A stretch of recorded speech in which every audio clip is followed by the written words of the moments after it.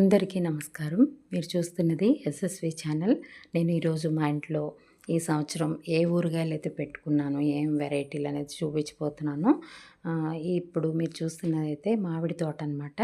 మా వారు మా ఏరియాకి దగ్గరలో ఉన్న మామిడి తోటలో నుంచి కొత్తపల్లి కొబ్బరి ఈ కాయలు తీసుకొచ్చారనమాట. కొత్తపల్లి కొబ్బరి వెరైటీ అయితే ఆవకాయకి చాలా బాగుంటుంది, గట్టిగా ఉంటుంది మొక్క త్రూ అవుట్ ఇయర్.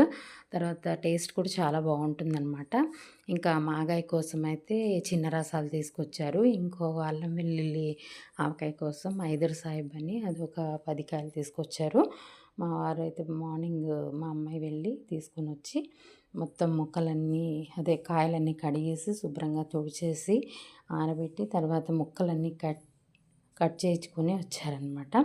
చేసిన తర్వాత మళ్ళీ దాంట్లో ముక్కల్ని కూడా బట్టతో నీట్గా తుడవాలి కదా, జీడి అవి లేకుండా తీసేసి పొరలు అవన్నీ కూడా వాళ్ళ పాపం వర్క్ అంతా చేసి ఉంచారు. నేను ఈవినింగ్ ఆఫీస్ నుండి వచ్చేసరికి ఇంకా అప్పుడైతే కలుపుతామని అనుకున్నాను. అయితే మా ఆవకాయ కలిపేటప్పుడు అయితే నేను వీడియో తీయలేదు, ఎందుకంటే నేను ఇదివరకే ఆవకాయ ఎలా తయారు చేశానని చూపించాను. అది ఒకటి ఆ రోజు కొంచెం వేరే ప్రాబ్లం ఉండడం వల్ల అర్జెంటుగా మేము కలిపేయవలసి వచ్చిందనమాట. అందుకని కూడా తీయలేదు. ఆ వీడియోలో అయితే నేను డిస్క్రిప్షన్లో పెడతాను. అయితే ఇప్పుడు నేను 3 రోజులు కంప్లీట్ అయ్యాక 4వ రోజు అయితే కలుపుతున్నాను. ఎందుకంటే ఫస్ట్ డే ఈవినింగ్ నైట్ అయిపోయింది కలిపేసరికి, అందుకనే 3 డేస్ కంప్లీట్గా ఉంటాయని అయితే సెకండ్ డే ఒకసారి అయితే చేత్తో పైనుంచి కిందకి, కింద నుంచి పైకి కలిపానందుకు 25 కాయలు ఉన్నాయి. అదంతా టబ్లో అంతా నిండిపోయింది, ప్లేస్ లేదనమాట, ఇరుగ్గా ఉంది. అందుకని సరిగా ఓడదని చెప్పి చేత్తో ఒకసారి కదిపేసాను. అయితే ఇంకా 4వ రోజు కదుపుతున్నాను, ఎందుకంటే నాకు వేలికైతే కొంచెం చిన్నది కట్ అయిపోయి బ్యాండెడ్ ఉందనమాట. అందుకని చెప్పి ఇంకా గరిటతోనే కదుపుతున్నాను, ఎందుకంటే మళ్ళీ వేలు గాయం మండిపోతుంది కదా కారం తగిలితే, తర్వాత ఏమైనా బ్లడ్ లాంటిది పడినా ఊరగాయలు అయితే స్పాయిల్ అవుతాయి. అందుకని చెప్పి అయితే ఇది మాగాయ అనమాట. మాగాయ అయితే చాలా బాగా వచ్చింది, నూనె మాగాయి. ఇప్పుడు చూపించేదైతే ఇది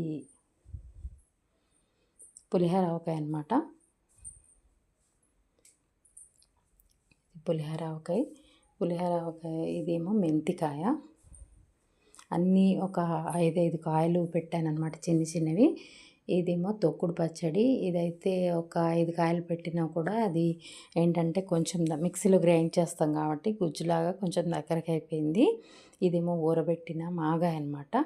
ఒకటి తొక్కుడు పచ్చడి, ఒకటి మెంతికాయ, ఒకటి ఆవకాయ, ఒకటి తెలంగాణ స్టైల్ అల్లం వెల్లుల్లి ఆవకాయ అనమాట.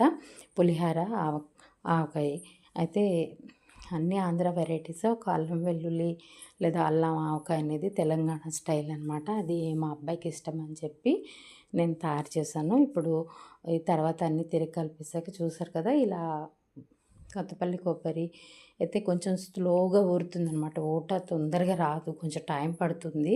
దానికి తోడు మేము పిండి అనేది కొంచెం ఎక్కువ వేసుకుంటాం అనమాట, అంటే మొక్కల కన్నా కూడా. ఎందుకంటే మా వాళ్ళు పులుపు తక్కువ తింటారు, ముక్కలు కూడా తక్కువ తింటారు, అందుకని వేసాను. అయితే ఊరి కూడా చాలా బాగుంది. తర్వాత ఈ పెద్ద దాంట్లో అయితే ఇంకా అల్లం వెల్లుల్లి 2 పెద్ద బకెట్స్లోనూ అది పెట్టేశాను. ఇంకా మాగాయ ఏంటంటే 20 కాయలు పెట్టినా కూడా అది పచ్చి మాగాయ మెత్తగా అయిపోయి ఊరిపోయింది కాబట్టి ఈ పింక్ కలర్ డబ్బాలు చిన్న డబ్బాలోనే సరిపోయింది.